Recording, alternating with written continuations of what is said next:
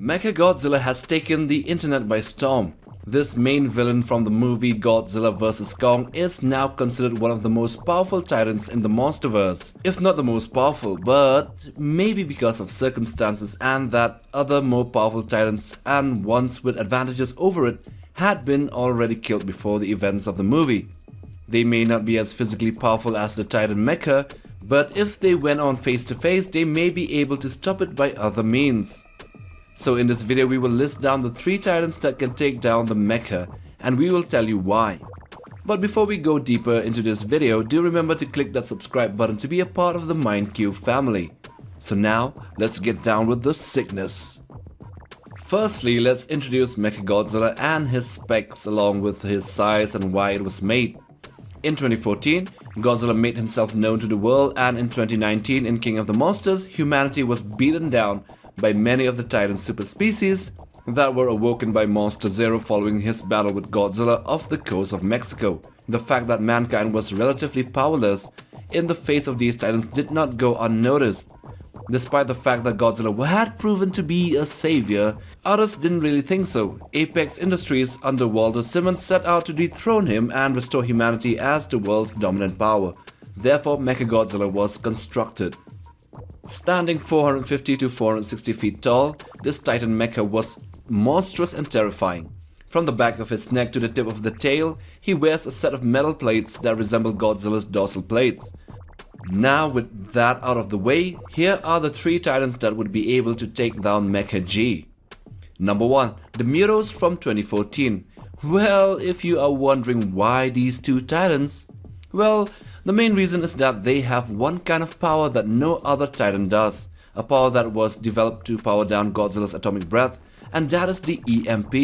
And if you know anything about this, it's that the electromagnetic pulse can shut down anything that is powered by electricity, which includes humanity's weapons of war, and the mechanized titan is mostly constructed of components that run on electricity. It might have required a power source from the hollow earth to power it, but the energy is converted to electricity to make its component functional. This was pointed out by one of our viewers, Shay Bishop, and he said, "I'm a viewer of your channel and I've been watching your Godzilla vs. Kong videos, and I have been wondering a lot recently, and wouldn't a muto just be able to EMP the Mechagodzilla?" Well, thanks for the heads up, Shay Bishop, and you are absolutely right. The mutos would be very lethal against Mechagodzilla, specifically for this reason.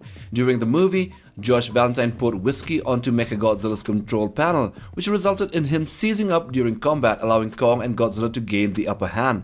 This shows that his control panels are extremely vulnerable, which can be completely shut down by an EMP burst from one of the mutos, leaving it malfunctioning and exposed. Number 2. The Muto Prime. Well, we have decided to include this one aside from the other 2 mutos in the sense that it is so different and possesses unique powers on its own besides an even more powerful EMP burst that it can use against the Mechagodzilla. During the fight with Mechagodzilla, the director Adam Wingard specifically commented that the fight would have been so different if Godzilla hadn't been so exhausted after the battle with Kong, which means that at the most, a Godzilla fresh from the oven would have been at par with the Mecha, but that didn't really fit the storyline, so it was changed.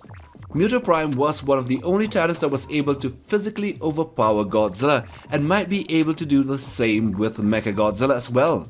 Given 1 or 2 EMP bursts to slow down Mechagodzilla, a sonic roar to disturb it, and a hell of a beating from those earthquake arms, and there we have it.